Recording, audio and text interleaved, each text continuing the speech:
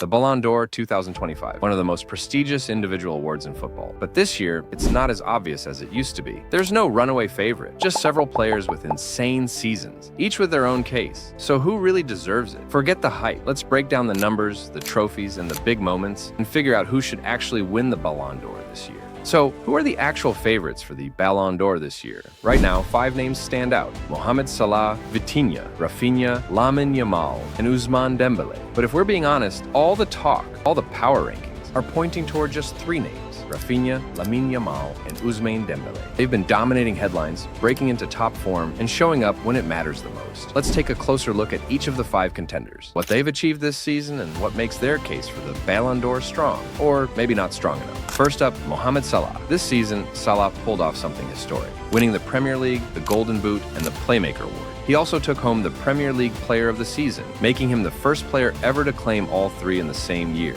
On top of that, Salah racked up an incredible 47 goal involvements. That's goals plus assists, matching the Premier League record for a single season. In total for 2024-25, he played 52 games, scored 34 goals, and assisted 23 times. Insane numbers. But there's one downside. Liverpool crashed out early in the Champions League, losing to PSG in the round of 16. And as we all know, success in Europe weighs heavily when it comes to the Ballon d'Or. Next up is Vitinha, the midfield engine behind PSG's incredible season. After being seen as a surprise name on last year's Ballon d'Or shortlist, he's now almost guaranteed a top 5 finish in 2025. This year, he helped PSG complete a historic treble, winning the Champions League, Ligue 1, and the Coupe de France. He also added the Trophée des Champions and the UEFA Nations League with Portugal. In total, Vitinha played 59 games, scoring 8 goals and providing 5 assists. But it's not just the numbers, it's his control, composure, and consistency that stood out. He was the heartbeat of Luis Enrique's side, dictating tempo and stepping up in the biggest moments. Some even compared his influence to peak Xavi. And after helping Portugal win the Nations League and leading PSG to the Club World Cup final, Vitinha has built a serious case for the Ballon d'Or. Now let's talk about Rafinha, the most decisive player in Barcelona's front 3 this season. Some doubted him early on, but over the course of the campaign, he proved he's operating at world-class level. Rafinha finished the season with 38 goals and 25 assists. He helped Barca win a domestic treble, La Liga, Copa del Rey, and the Supercopa de España, and played the best football of his career so far. But what really made headlines was his Champions League run. Rafinha was both the top scorer and top assister in the competition, matching Cristiano Ronaldo's record for most goal contributions in a single UCL campaign. It was one of the greatest individual Champions League seasons we've seen in years. But there's a catch. Barcelona crashed out in the semifinals against Inter, and with the Champions League holding so much weight in Ballon d'Or voting, that could come back to hurt him. Now to probably the most exciting player in the world right now, Lamine Yamal. At just 17 years old, Yamal scored 21 goals and provided 26 assists this season, helping Barcelona win La Liga, the Copa del Rey, and the Supercopa de España, the full domestic suite. No player has ever won the Ballon d'Or before turning 21, but based on the way things are going, Yamal might be the one to break that record. Despite being outscored by Rafinha and Robert Lewandowski, many La Liga fans and analysts believe Yamal was the most impressive attacking player in Spain this season. And when it came to the Champions League, he didn't shy away. His performances, especially against Inter in the semifinals, reached outrageous levels.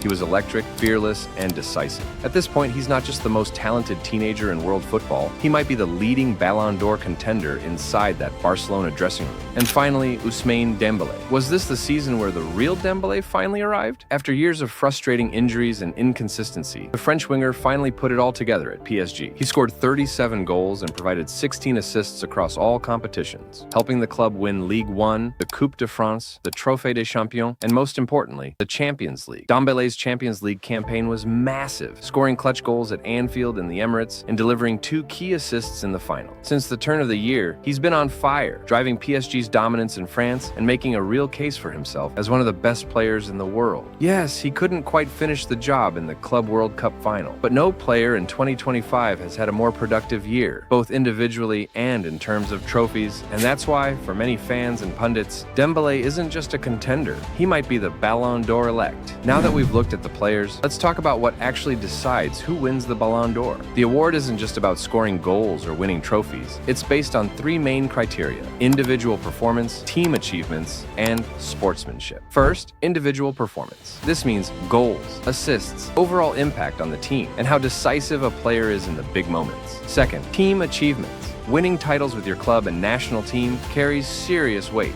Champions League, domestic leagues, international tournaments, they all matter. And finally, sportsmanship, fair play, and professional behavior, both on and off the pitch, are also considered. The Ballon d'Or has evolved over the years. It used to be only for European players, then expanded to anyone playing in Europe. Now it's truly a global award. The voting process also changed. It's no longer based on the calendar year, but the full football season. In the end, it comes down to a panel of journalists from around the world. They each vote for their top 3 players, and based on that, the winner is chosen. So now that we've looked at the stats, the trophies, and the context, who actually deserves to win the Ballon d'Or? Salah made history in the Premier League. Vitinha controlled Europe's best midfield. Rafinha and Yamal tore La Liga apart. And Dembélé finally lived up to the hype with a Champions League winning campaign. It's a tough call, but if I had to choose, I would pick Ousmane Dembélé. He delivered when it mattered, and this year, he finally became the player we've all been waiting for.